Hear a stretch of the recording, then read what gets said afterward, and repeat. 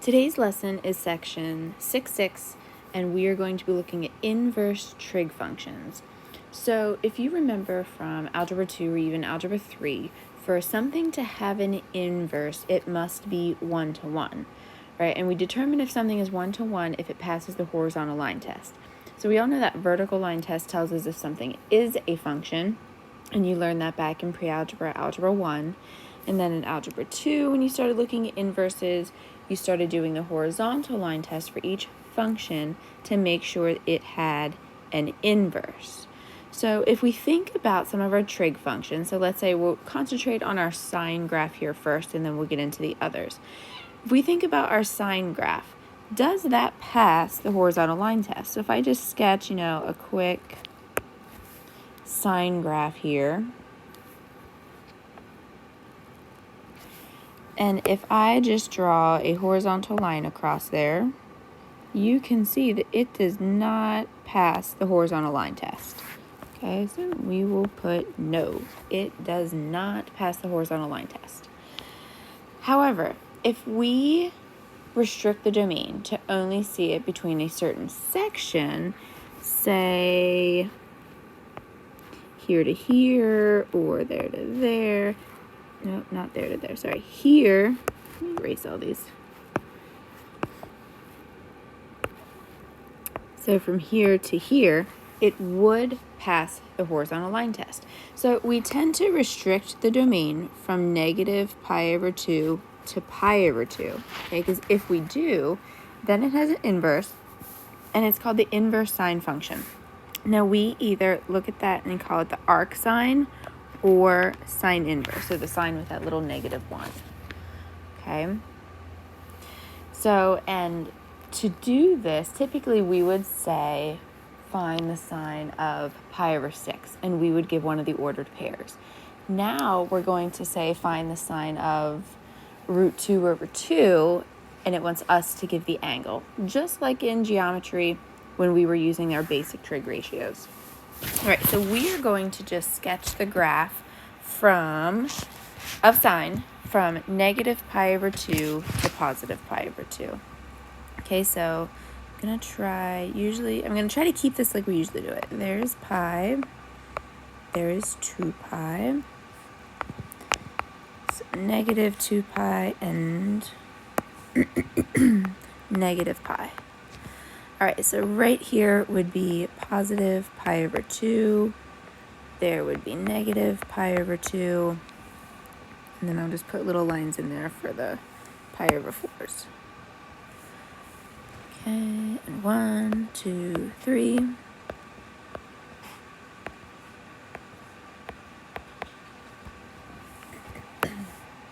Not doing a very good job today spacing these out.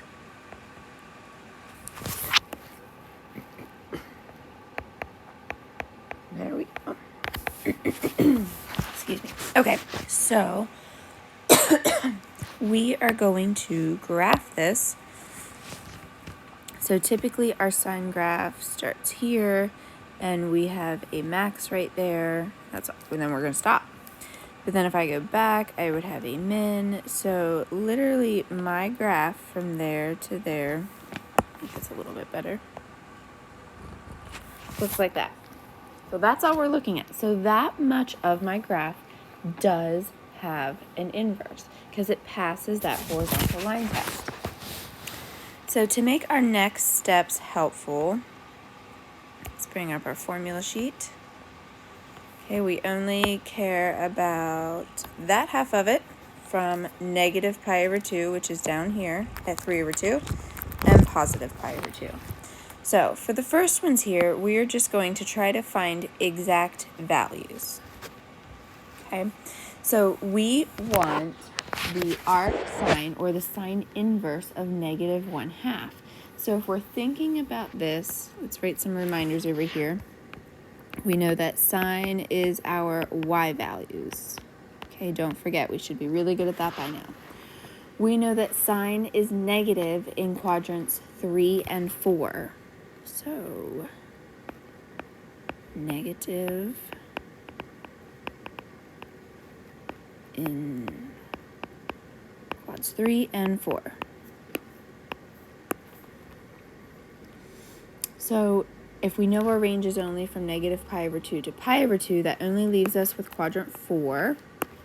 So if we go down here to, what am I looking at? Negative 1/2. So here's my y value. There's my y value of negative 1/2. So what negative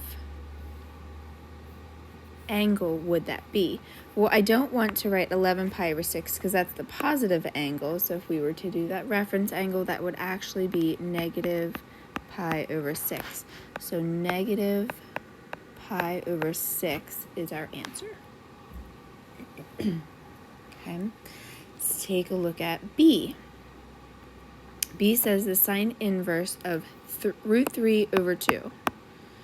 So let's find out where my y value is positive 3 over 2. So that's up here. So that corresponds to the value of pi over 3.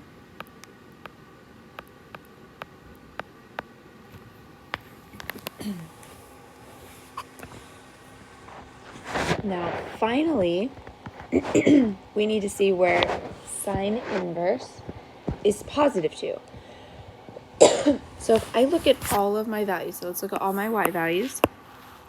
I have 1, root 3 over 2, negative root 2 over 2, 1/2, 0, negative 1/2, negative root 2 over 2, negative root 3 over 2, and if I go down here, I'm at negative 1. So is there, or are any of those values negative 2 or positive 2? I keep seeing that little negative up there. So we don't have any answers.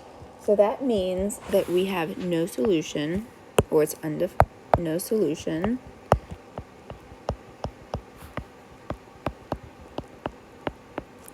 Because 2 is not part of the domain.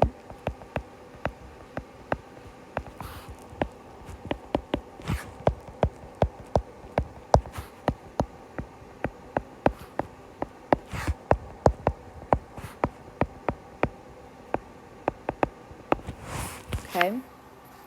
So there are 2 for you to try. So please pause the video, take your time, try those 2, and then we can come back and go over them.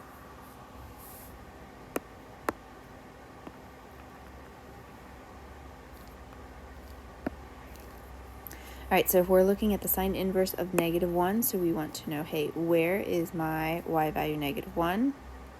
And it is negative 1 all the way down here. Now the positive value is 3 pi over 2. Remember, we have our negative pi over 2. This one here would be negative pi over 3. This one would be negative pi over 4. And this one would be negative pi over 6. So therefore, it is negative 1 at negative pi over 2. Finally, finding when arc sine is 1/2. That's my y value right there. So it is pi over 6. All right, so let's move on and look at some of our other inverse functions that we've looked at so far. So we're just going to concentrate on sine, cosine, and tangent, and we're going to sketch what each of those graphs look like and how we figure out how to graph them, and then again, how to find exact values of each of them, and then how to use them in the calculator. So I do have the domain and ranges for each of these functions. So it says the domain of the cosine function, in order for it to have an inverse, has to be restricted from 0 to pi. So it's a little bit different this time. So here we would be looking at quadrants 1 and 2. And then the domain for tangent goes from negative pi over 2 to pi over 2. So its domain would be the same, okay? So that they have inverses. So if we are looking down here at the definition of inverse trig functions, you're going to see that arc sine, arc cosine, and arc tangent, if the domains are restricted to that, and then what their ranges are. So if we think about it, domain is our x value, so whatever we would plug in, so it's the opposite of what it was the last time. Okay, so before the And notice how here it's the sine of y equals x, because we have really switched those x and y values. And if you remember from Algebra 2, that's how you found the inverses of different functions. You simply switched the x and y values. So that's what you're going to be doing today, or that's how we'll be thinking about it today. So that makes sense as to why the domain and ranges are now switched, and what was our domain is now our range has been restricted, so that way the original function had an inverse. So we're just going to sketch each of these, that way you can see what they look like. We've already done sine, so let's figure out how we got that. So if I were to graph y equals the sine of x, which is what we did earlier, it would be, I have negative pi over 2, 0, and pi over 2. Okay, these would be my ordered pairs. At negative pi over 2, I had a minimum value, so that y value would be negative 1. At 0, I had an intercept, so 0, 0. And then at pi over 2, I had a maximum, so that would be at 1. Now, to get my ordered pairs for my inverse function, I simply switch the x and y values. 0, 0, not going to be able to tell a difference. Whoops. I'm writing it the exact same way. There we go. Okay, so it's just the opposite. So now on my graph, I would have, let's see, pi over 4 there. I'll have a positive pi over 2 on my y-axis, a negative pi over 2, and then I go 1, 1.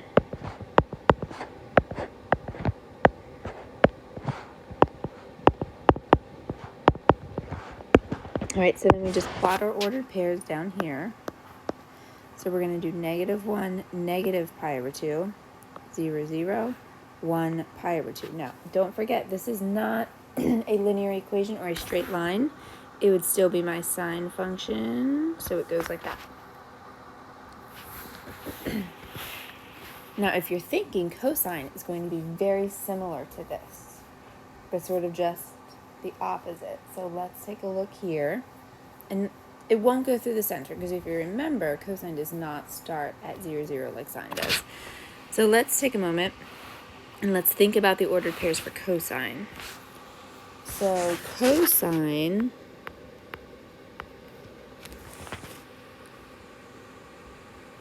its domain, let me go back up to here. Cosine must be restricted from 0 to pi. So I'm going to do 0, pi, and then what's between 0 and pi? Well, pi over 2. So the cosine of 0 is 1. The cosine of pi over 2, so that's up here, is 0.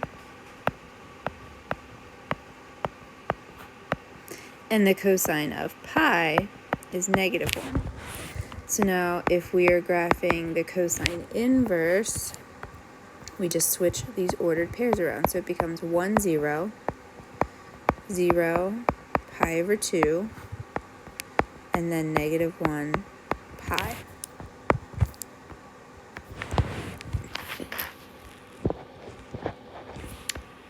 So over there, I just went up to pi over 2 here. I'm going to make this pi. There's pi over 2, negative pi over 2. Don't forget 1, 2, 3.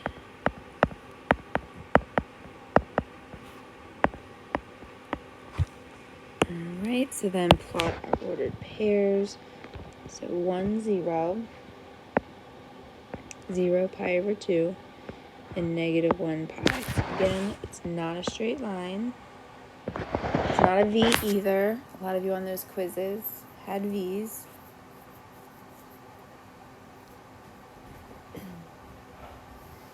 Alright, so see, it is sort of like sine, just going the opposite way, and it's up a little bit because of how cosine is and where we're restricting its domain. Alright, now tangent. So if we remember, tangent has vertical asymptotes. because that means we divide by 0.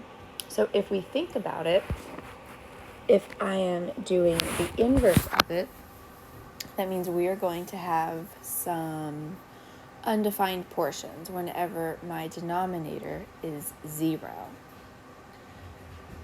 So tangents, regular tangent, if we restrict it from negative pi over 2 to positive pi over 2,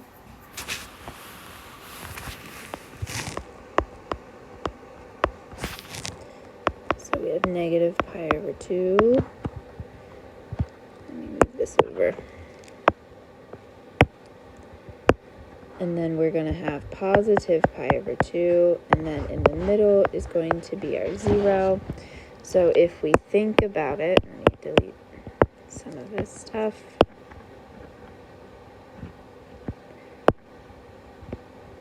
All right, so at negative pi over 2, that is down here. Tangent is sine over cosine. So that means negative 1 over 0, which would be undefined. So here we would write undefined. Okay, but remember, it's sine over cosine. So I'm just going to put a little negative 1 over 0 to remind us. Okay. At 0, we have 0 over 1, so that is just 0. And then at pi over 2, again, we have 1 divided by 0, which we can't do, so that is undefined. And remember, that was 1 over 0. Okay.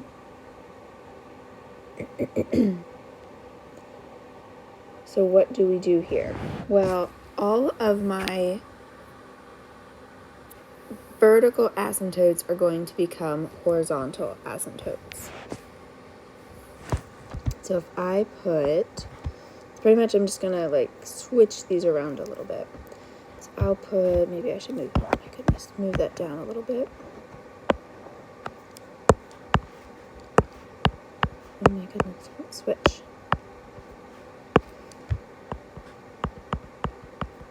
So there's positive pi over 2, I'll do negative pi over 2 down here. So I have horizontal asymptotes here now.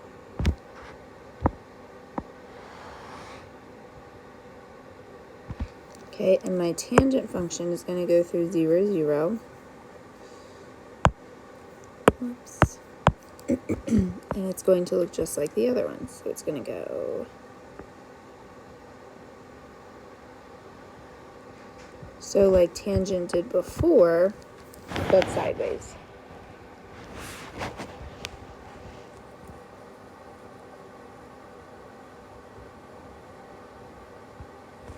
Okay, so let's take a look at example 3, just finding some of these values. So I'll leave the formula sheet up just in case you need the unit circle for reference. I guess we need the whole thing because cosine of, root 2 over 2. So cosine is root 2 over 2 here. So again, that is pi over 4. So that's all we have to write. When is that angle root 2 over 2? And it is root 2 over 2 for cosine at pi over 4.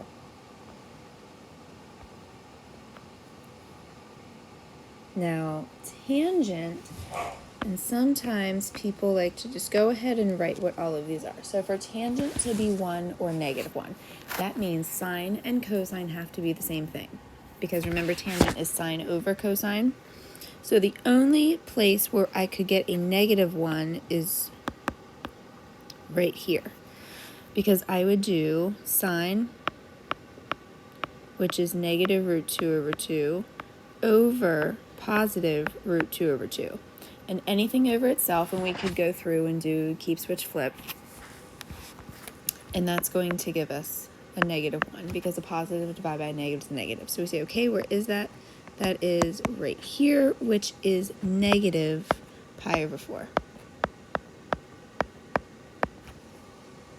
All right, so take a moment, try the 2 your turns, and then check your values in a moment.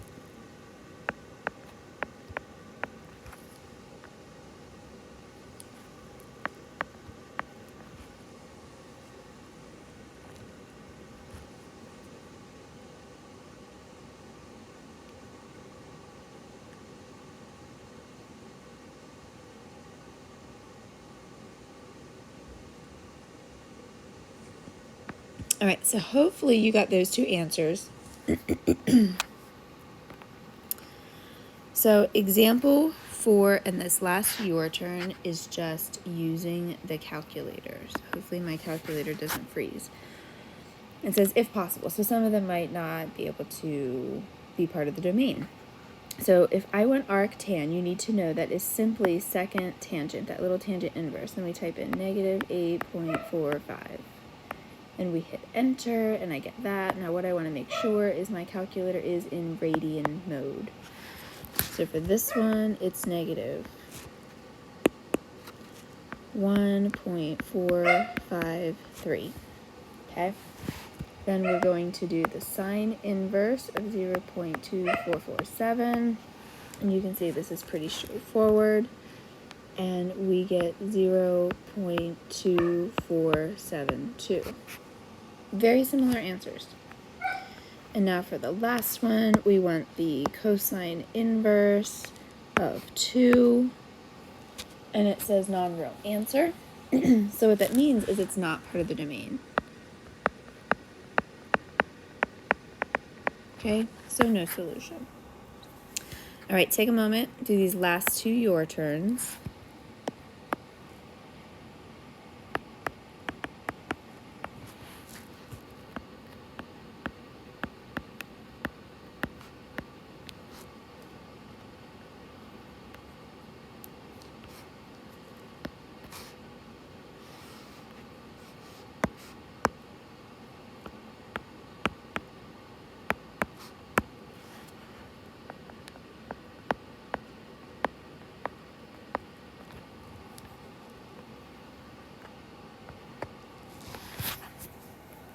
All right, so hopefully you got those last two answers there. And then if you have any questions, just let me know, and you may work on your practice work, and we will finish this tomorrow.